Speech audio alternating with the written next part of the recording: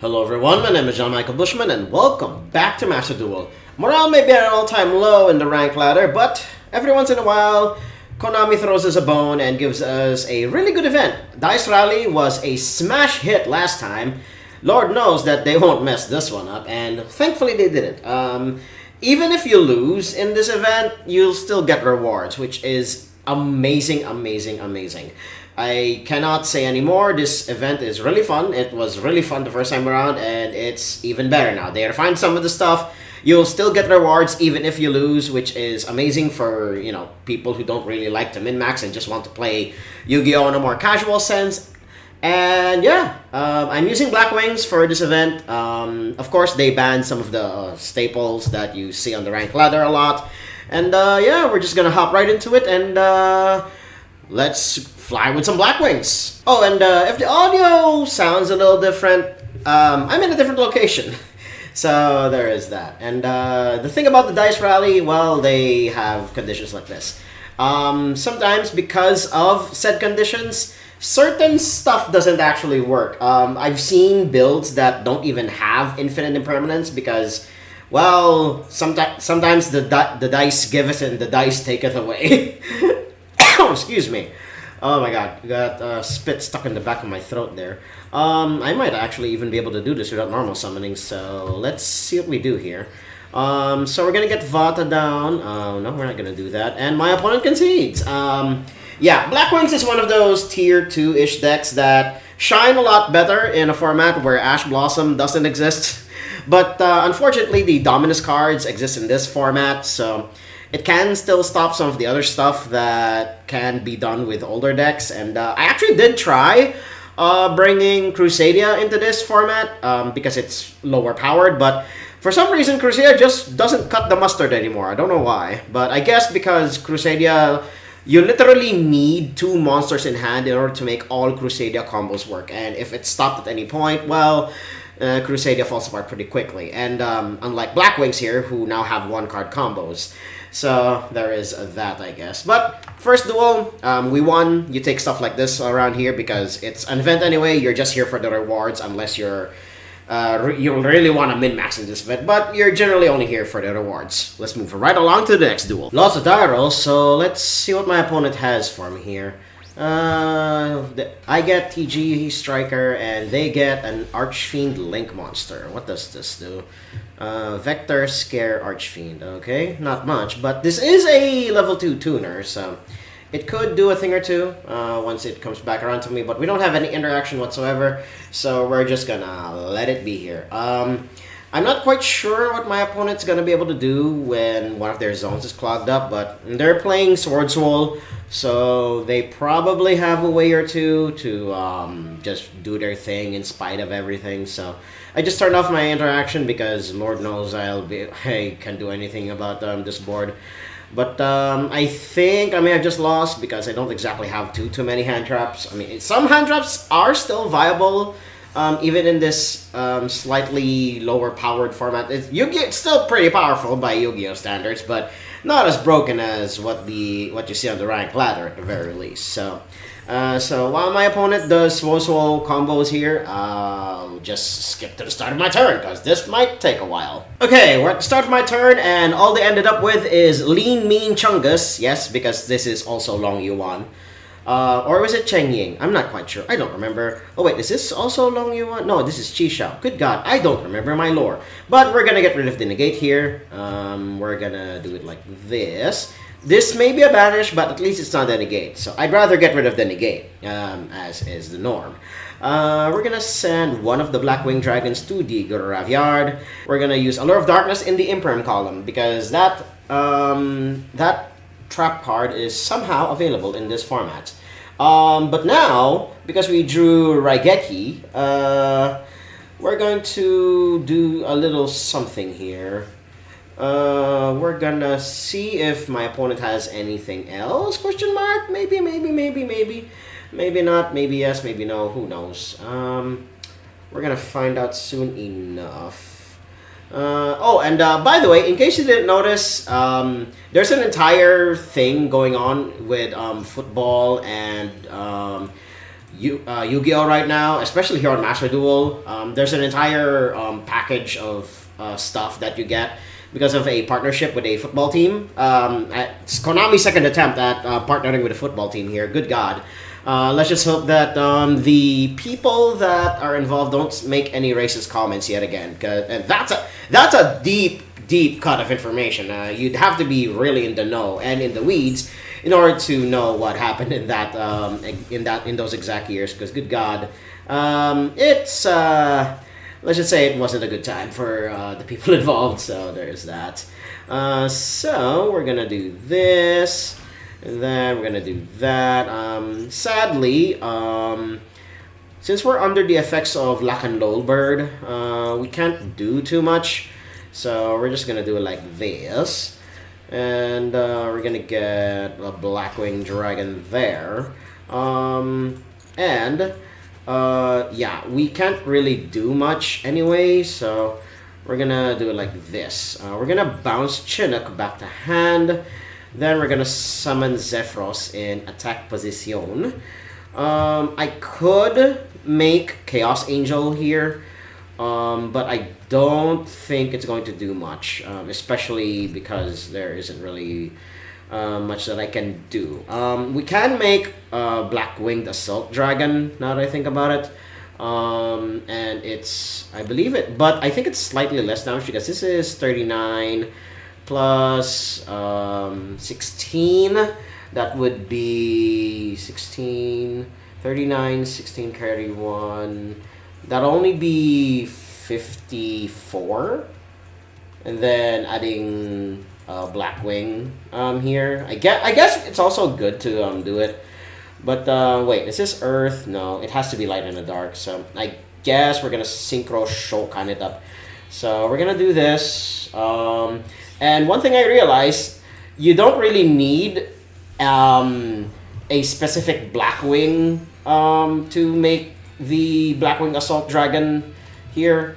It just requires that what does it say here? Yeah, it just requires a tuner synchro and a non-tuner monster. So you can actually use any level 2 synchro tuner monster in order to make this thing. It doesn't necessarily need to be a Blackwing monster.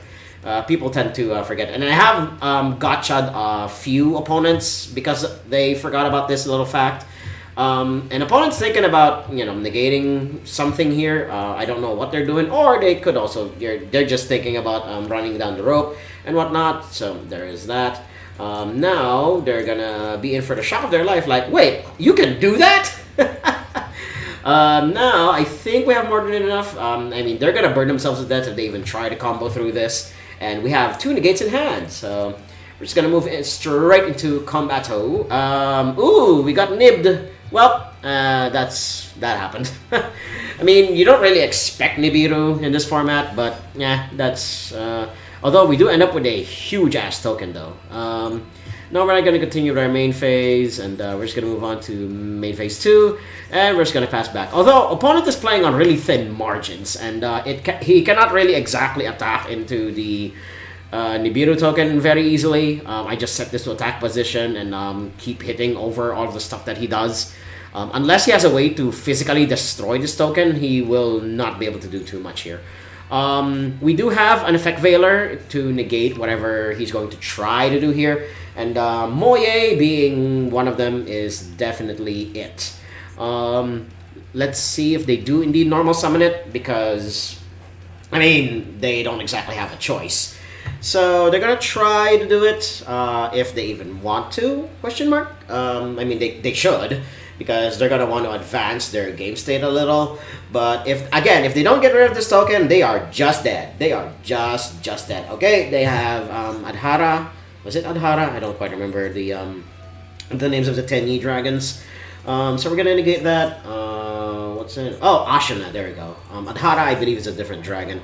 But we're gonna negate Moye here, and I know that the last card in hand is an Ashana. Is it Ashana? Ashuna. Close enough.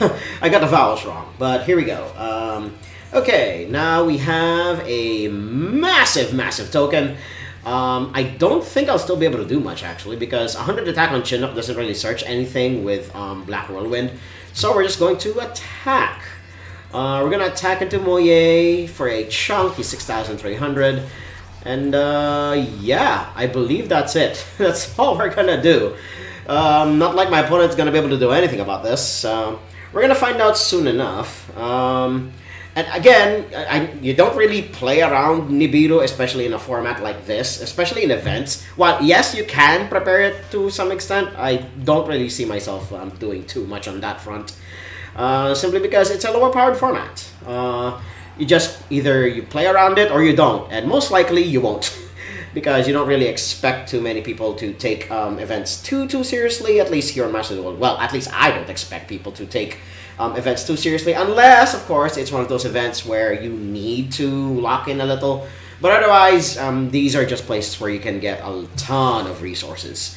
So, okay, they got the Monk of the Tenyi. I'm assuming they're going to summon the Ashana now from hand, now that they have a non-effect monster, so that's good. No, he does not. Oh, right, because he controls an effect monster. You only need to control a non-effect monster in order for the Tenyi dragons to summon themselves from the hand onto the field, and they found a way to get rid of the token. All right, very good. Now they won't be able to attack. So now I believe they're going to try to get Ashana back. Sure. So let's see what they do here. I mean, they will literally just bounce the token using Vishuddha here. I believe that's what they're going to try to do. Yeah, it just targets a card on the field. And yeah, it took a while, but hey, they found a way around it. So we're going to negate this because this is an extender. And let's see if my opponent still does anything about it. I mean, they still could, but they're just going to get rid of the token, safe to assume, using Vishuddha here. Yeah, because it just returns any card.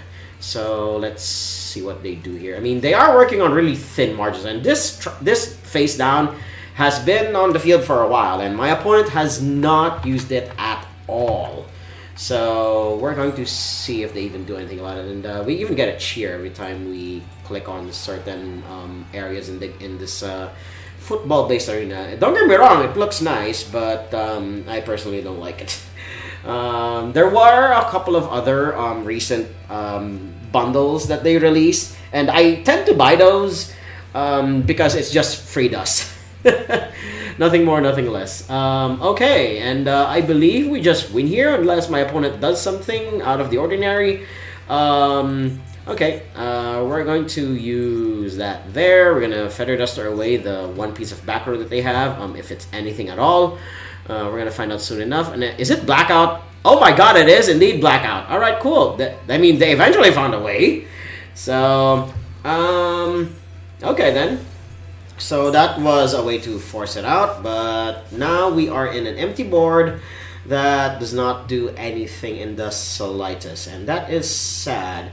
So now, I think we should still just set this face down. We're gonna T-set and pass. We're gonna emulate what was being done like during the first 3 years of Yu-Gi-Oh.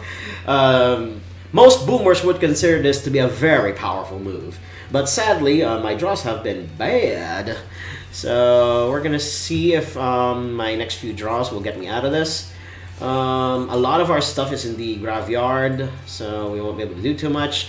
That is a way to get us out of this. I know that they have one of the Tenyi dragons in hand, so I don't think they'll be able to do much here. So we just normal summon this and unbrick a little so that we can fix our shit here. Do we have any banished stuff in there? Yes, we do. But I think we can only special summon from this point onward. Yeah. Yeah, we get Vata here. And then we do this. There we go. We get Vata down. Then we use Shamal's effect. We're going to get the Black Feather Whirlwind. And then we use Vata here to send Sea Moon to the graveyard. So this is a level 8. Then we summon this guy out, which will trigger 2 things. There we go. We're going to get... this is the target of Black Feather Whirlwind, yes. We're going to summon out, I guess, Vata again. Yeah, we're gonna summon Vada out again, and then we're gonna get Shamal, so that will do a thing. We add to hand. I believe Harmattan would be the get. Yeah, because our hand is pretty empty, so we're just gonna get Harmattan just as an insurance policy in case my opponent still somehow manages to kick their way out of this one. Now we get there. And then we're going to lower this guy's attack so that we can use Full Armor Master to very easily hit over him. Or we can go the spicier route. I shouldn't do this, but I'm going to anyway. So we get Harmattan. We're going to add 2 levels to him. And then now that we have a 6, we're going to use Borea Storm. We're going to special summon Borea Storm. And then we're going to turn him into a level 2.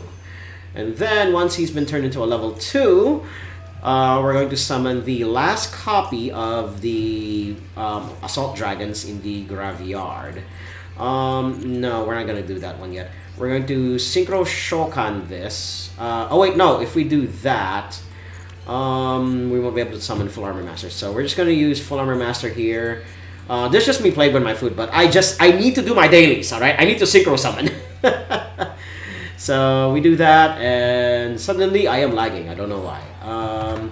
But I guess it will recover. I mean, you guys can pretty much tell that my opponent just lost, so we're just gonna move right along to the next duel. Won the Dairo at least, so let's see what my opponent is going to have for me here. Horn of Heaven is actually a decent card to have, but sadly, the stuff that it would stop is way past its prime at this point. So we're gonna get Sudri down, and we're going to search a monster. Usually Vata in this case, but if my opponent has Ash Blossom, then we may just be stopped dead in our tracks. Well, that's even worse. So Gamma is limited to 1, and they got their Sakiwanov away.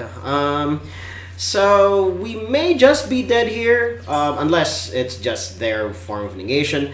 So yeah, I'm just gonna pass back to my opponent, and let's see what they do from here. Let's see what kind of deck they brought that they needed Gamma as a form of negation. So we're gonna find out soon enough, and it's dinosaurs. I mean, they do have enough slots, and it's even the Jurak build. Yeah, Jurak have made a huge comeback thanks to the new Jurak support, and it does pop up from time to time when I'm on the rank ladder, but sadly it cannot exactly do too much in the face of Malice. Because, well, you know what Malice does. And I think I forgot that they are under the effects of Miscellaneousaurus, so all of their stuff is, well, basically invulnerable, unaffected by all my card effects at this point. So I guess that was just it. I'll just see you guys at the end of my opponent's combos. Okay, we're back at the start of my turn, and they didn't really do too much. They do have a back row, which is, I believe, Jurak Impact. Yeah, just throw all the cards on the field and whatnot. Thankfully, I packed a Heavy Storm in this specific build for this specific event. So this might do the thing that I wanted to do, but sadly, we don't have any monster that is large enough to compete against whatever it is my opponent is doing. So we can just set and pass, and we'll just hope and pray that we survive until my opponent does something else. Of note, this does negate summons, so it's a Solemn Strike on legs. But I don't know how good it'll be. And the thing about Juraks is they can now finally synchro summon from the graveyard. Thanks to, I believe it's, Asteros effect. Yeah, there it is. It has that effect for it. And I believe we're just dead here because we're under the half-life point thing. So I'm just gonna let my opponent combo off because, you know, Juraks need to win every once in a while. Good God, I mean, they do stand a chance on the ladder. There was a brief moment in time where the new Jurak support does do something, but otherwise, no. It sadly did not last too long. Let's move on to the next duel. Won the die roll yet again. Let's see if I actually make something of it this time. No, we do not. Still, even. Jesus fucking Christ on a bike. Okay, so we do have 2 Black Whirlwinds, so that could get us to somewhere. And we do have Shamal, so that we can get somewhere with it. Opponent just concedes because we are good duelists like that. We take wins like that around these parts. Let's move on to the next duel. Won the die roll yet again, so let's see if I can actually make a duel this time.